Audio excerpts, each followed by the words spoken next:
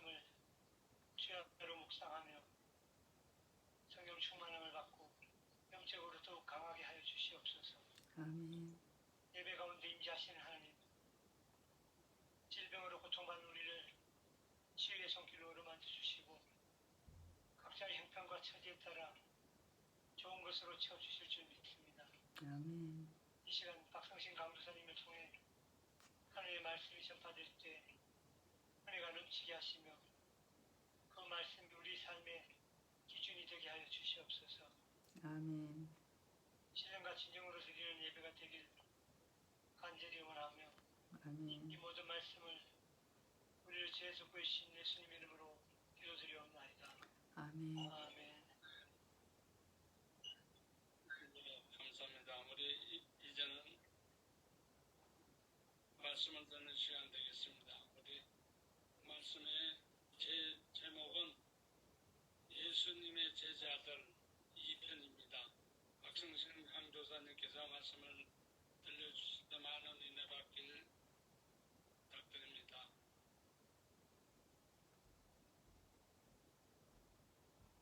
감사합니다. 네. 아니, 화면이 없어갖고 하면 되나? 예, 오늘은 지난주에 이어서 제자들 남은 8사람과 나머지 말씀을 좀 마무리하겠습니다. 제자 12사람을 한꺼번에 정리를 하려면은 머리가 좀 복잡해요. 저희 나이 또래는 다 그렇죠. 그래서 그렇게 하시면 머리에 남지가 않으니까 12사람을 세 그룹으로 나눠서 기억을 하시면 좀 더 기억에 남습니다. 그래서 지난주에 제1grup으로 그야말로 선두주자로 베드로, 안드레, 야고보, 요한 이렇게 4명을 했습니다. 오늘은 제2주자 빌리, 바돌로메, 마테, 도마 하고 그 다음에 제3그룹을 이제 또 나가보겠습니다. 근데 지난주에도 말씀드렸지만 예수님은 제자를 일방적으로 예수님께서 택하시지 손들고 자진해서 내가 제자 되겠습니다 하는 사람은 절대 선택해서 배제하셨습니다.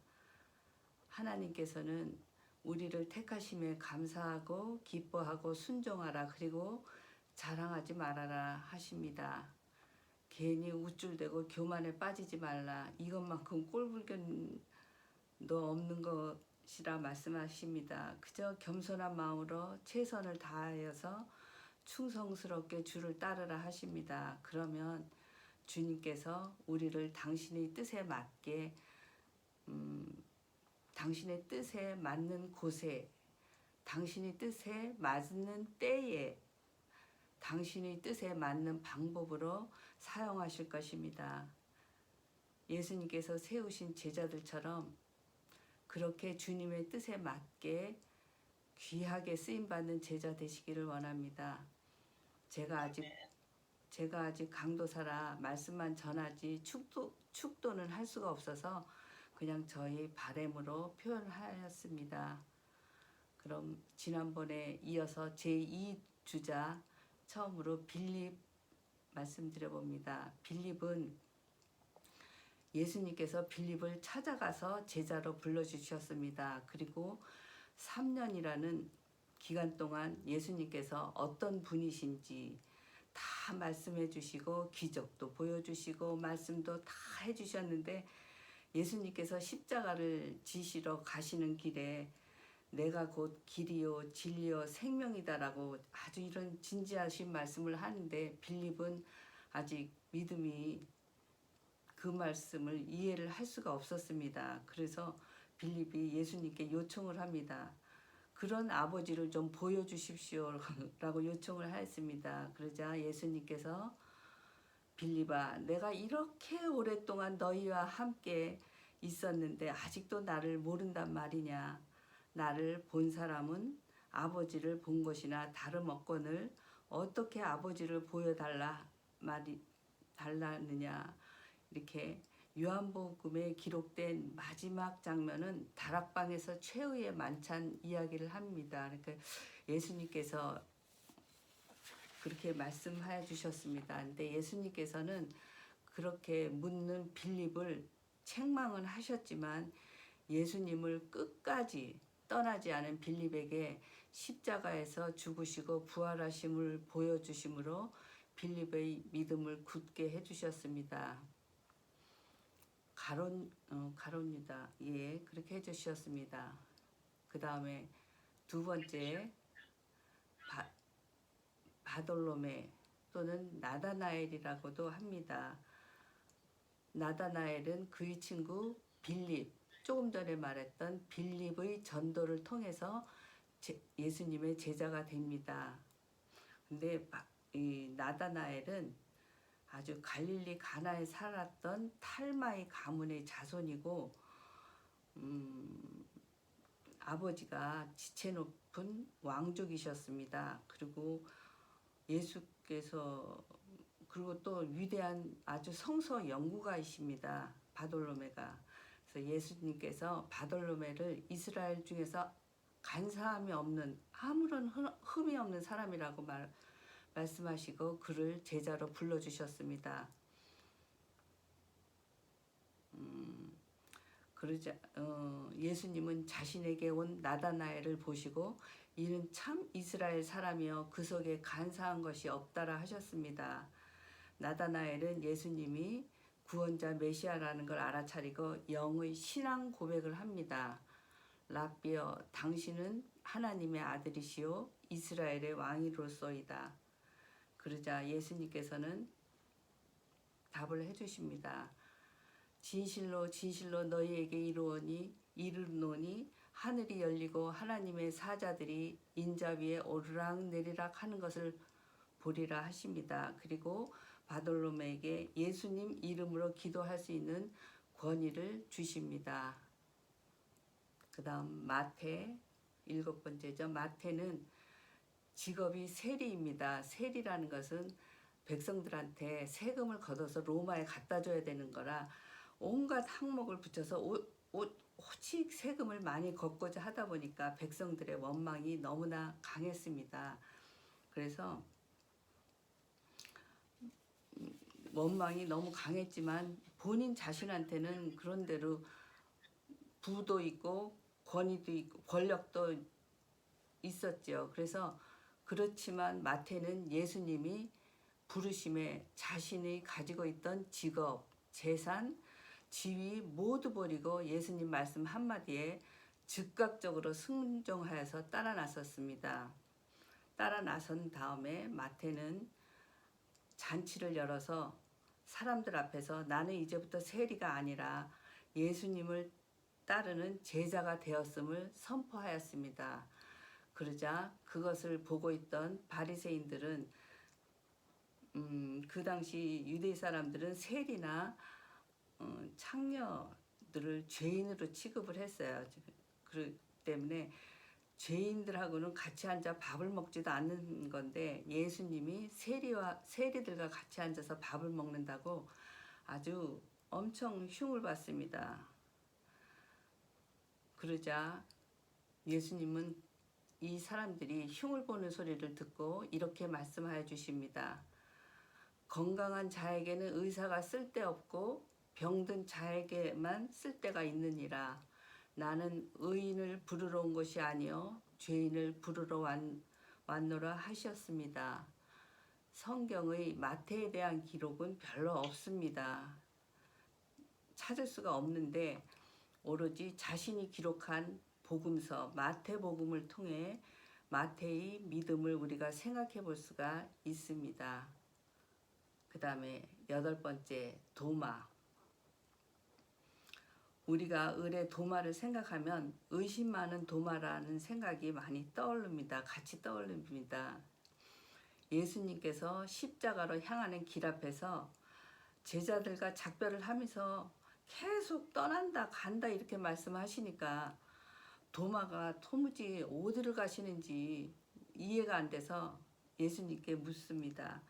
주여 주께서 어디로 가시는지 우리가 알지 못하거늘 길을 어찌 알겠사옵나이까. 진짜로 몰라서 물어보는 겁니다.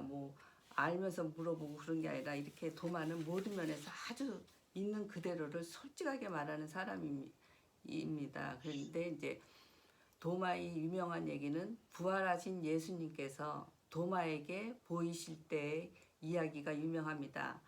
많은 제자들이 예수님의 부활을 보고 아주 기쁨에 있을 때 도마는 예수님의 부활 소식은 들었지만 직접 보지는 못했기 때문에 확실히 믿지를 못했습니다. 예수님의 부활에 대한 의심하던 도마, 바로 이 도마 앞에 예수님이 찾아오셨습니다. 도마를 만난 예수님은 왜 의심을 하느냐고 그렇게 저희 빌립처럼 책망하지 않으시고 오히려 도마에게 네가 하고 싶은 대로 해보라고 말씀하십니다. 그러시면서 도마에게 이르시되 너희 손가락을 이리 내밀어서 내 못 박힌 손을 보고 너희 손을 내밀어서 내 옆구리 창 찔린 것을 곳에 넣어보라. 그리하여 믿음 없는 자가 되지 말고 믿는 자가 되어라. 이렇게 말씀하셨습니다. 이렇게 부활하셔갖고 오셔갖고 그 창자국, 손의 못자국을 다 보여주셨습니다. 노래가 찬송 있죠. 못자국 보아라. 그렇게 의심했던 도마에게 십자가에 못 박혔다 죽으셨다가 다시 사신 모습을 보여줌으로 도마로 하여금 아주 엄청난 신앙 고백을 하게 하십니다. 도마의 신앙 고백은 나의 주님이시요 나의 하나님이시니이다. 도마의 이 신앙 고백은 베드로의 엄청난 신앙 고백, 주는 그리스도시요 살아계신 하나님의 아들이십니다라는 고백보다 더 높게 평가되고 있습니다. 도마의 고백을 들으시고 예수께서 이르시기를 너는 나를 본 거로 봐서 믿느냐? 보지 못하고 믿는 자가 복되도다. 이렇게 말씀하십니다. 사도 바울 이후에 가장 훌륭하다고 이제 평가받는 성 어거스틴은 도마가 의심했기 때문에 우리가 지금은 의심 없이 믿을 수 있게 되었다는 말씀을 하셨습니다. 너무 아주 간결하게 우리의 믿음을 갖다가 정리해 주시는 말 같아요. 도마가 의심했기 때문에 우리가 지금은 의심 없이 믿을 수 있다 하셨습니다.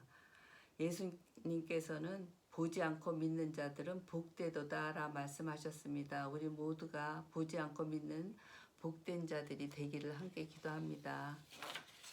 이제 8번째까지 2그룹을 끝났습니다. 이제 제 3그룹을 들어가는데 3그룹은 이름만 써 있지 거진 성경에 무엇을 했다 이런 말이 거진 나오질 않습니다. 그래도 이제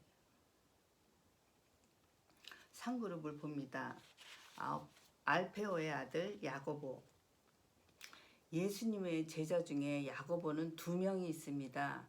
지난 시간에 한 세베대의 아들 야고보와 오늘 지금 말씀드리는 알페오의 아들 야고보가 있습니다. 그래서 이게 좀 구분하기 위해서 지난주에 말한 1그룹의 세베대의 아들을 큰 야고보, 오늘 말씀드리는 알페오의 아들을 작은 야고보라 구분하고 있습니다. 그런데 이 알페오의 아들 야고보는 예수님이랑 얼마나 똑같이 생겼는지 사람들이 생김으로 구별을 못할 정도였다 할 정도로 비슷했다 합니다. 그래서 이 작은 야고보는 알페오의 아들이 아니라 예수님의 친동생이라고 주장하는 사람들도 있는데 신약 성경 야고보서는 야고보가 쓴 것은 맞습니다. 근데 그 야고보가 누구냐? 기독교와 그리스도 정교에서는 예수님의 친동생 야고보가 쓴 것이다. 알페오의 아들 야고보와 예수님의 동생 야고보는 틀린 사람이다 라고 주장을 해서 친동생이 쓴 것으로 우리 기독교에서는 알고 있는데 천주교에서는 알페오의 아들 야고보와 예수님의 동생 아들은 동일 인물이다 라고 말을 하기 때문에 알페오의 아들 야고보가 야고보서를 쓴 것으로 천주교에서는 또 그렇게 갈라졌습니다. 그 점을 또 한번 생각을 하고 계시면 성경을 이해할 때 좀 더 많은 도움이 될까 해서 말씀을 드려봤습니다. 이처럼 성경에는 똑같은 구약의 이름들이 너무 이렇게 겹치게 많이 쓰여져서 누구라고 이름만을 얘기해서는 잘 모릅니다. 누구의 손, 누구의 손에 누구라고 이렇게 족보를 대는 이름 소개를 해도 그래도 헷갈립니다. 알페오의 아들 야고보가 예수님의 친동생이다 아니다 아직 확실하게 그것도 잘 이렇게 정해져 있지가 않습니다.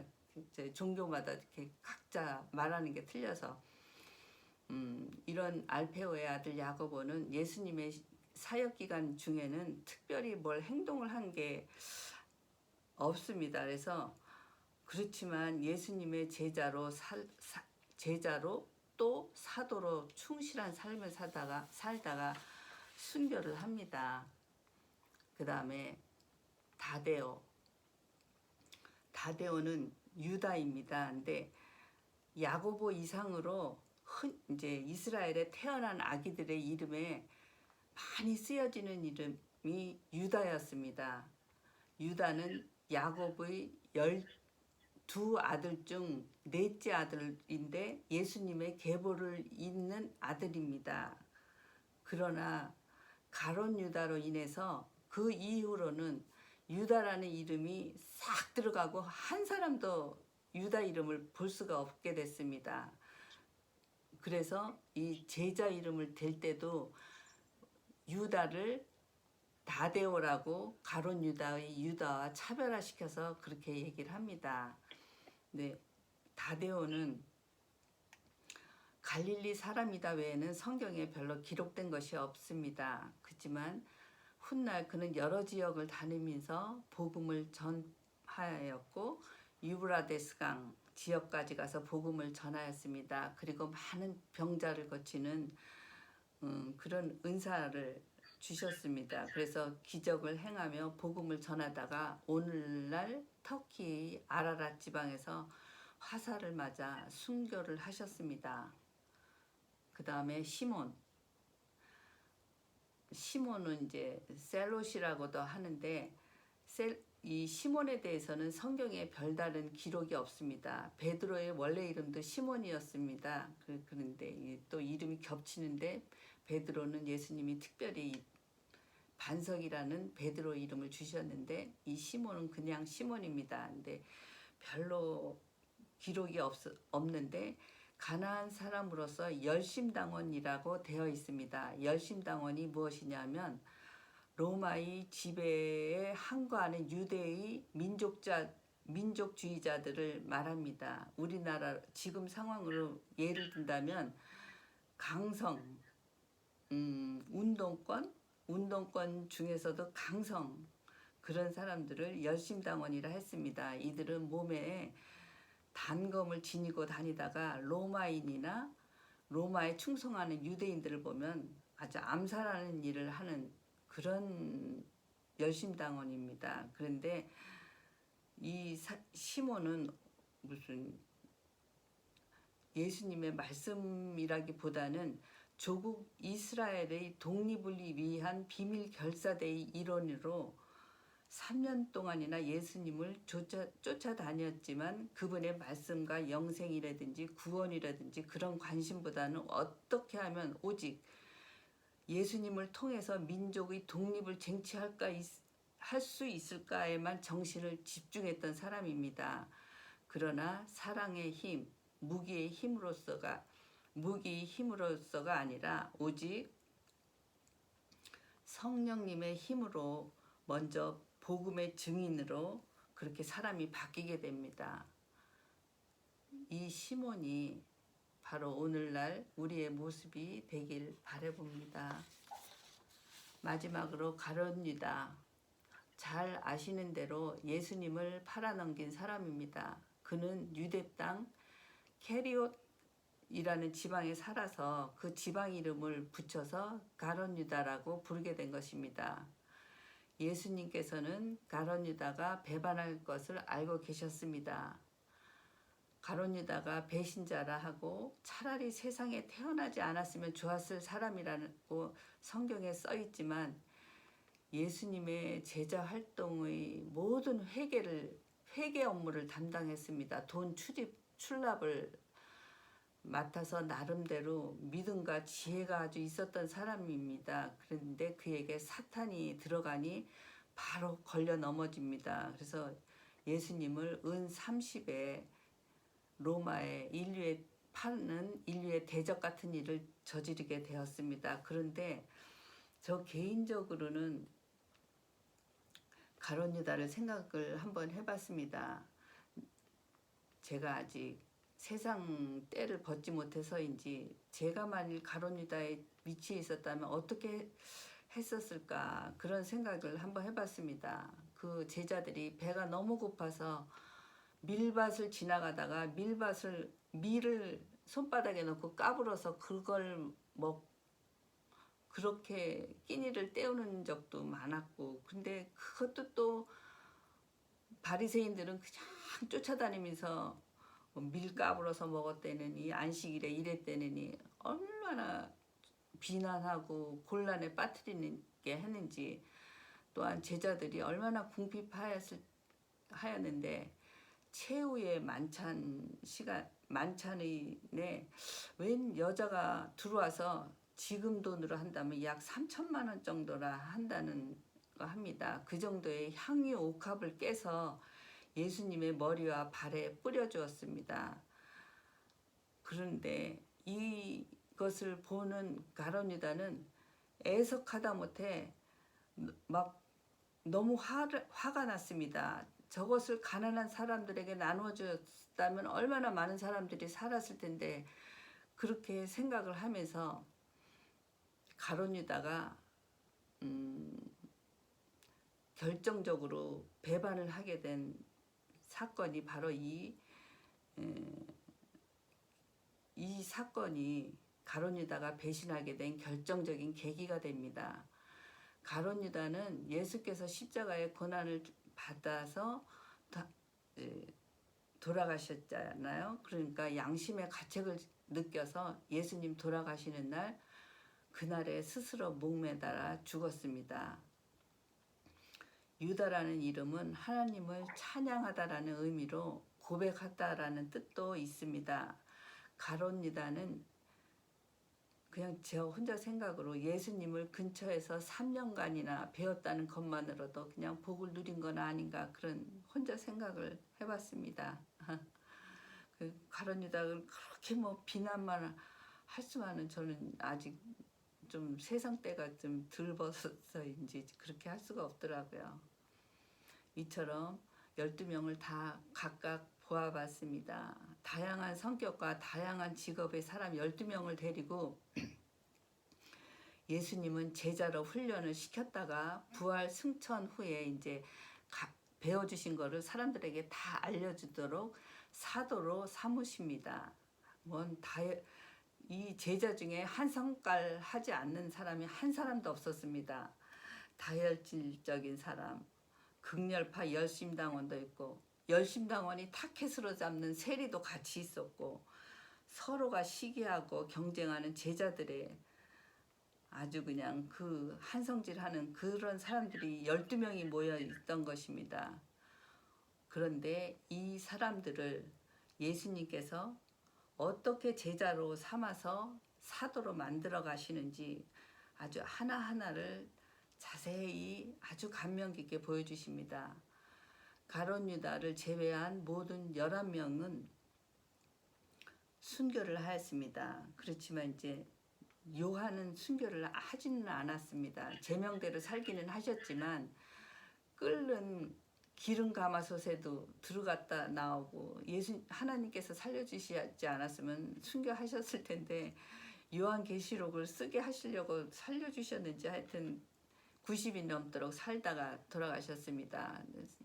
그렇지만 그 사는다는 것이 뭐 죽는 거 이상으로 괴로웠던 것 같아요. 제자였을 때 그들은 보여줘야지 믿고 높은 지위 다툼을 하고 예수님의 그 많은 말씀을 듣고도 이해가 되지 않아서 왜 다른 사람들한테는 하나님을 안 보여주냐고 따지고 이런 글들을 볼 때는 저는 희망을 좀 가졌습니다. 세상에 저렇게 대단하신 제자분들도 예수님이 부활해서 오시기 전까지는 그렇게 오래 말씀을 듣고 기적 이적을 그렇게 봤으면서부터도 저렇게 끝까지 못 믿고 봐야지 믿고 따지고 행걸 그런 글들을 보면서 나의 믿음 약함이 조금 위로가 되었습니다. 죄송합니다. 하지만 사도로 다시 태어난 그들은 더 이상 약한 자들이 아니었습니다. 간증이 들어가고 다분히 주관적 해석을 하게 되는 설교보다는 정확한 사실에 근거한 성경에서 주신 정보만을 나누는 강해를 제가 부족한 대로 모자라는 대로 그냥 해보고자 한 것은 우리들 모두 각자는 분량대로 각자의 은혜대로 생각하고 해석해낼 수 있다고 저는 생각하고 있습니다. 말씀에 귀를 열면 들리고 말씀을 구하면 보이게 되고 말씀을 갈망하면은 지혜를 주시지 않을까 그렇게 생각하고 있습니다. 그런 긍휼한 마음을 주시사 기도하며 이 시간 맺겠습니다. 감사합니다.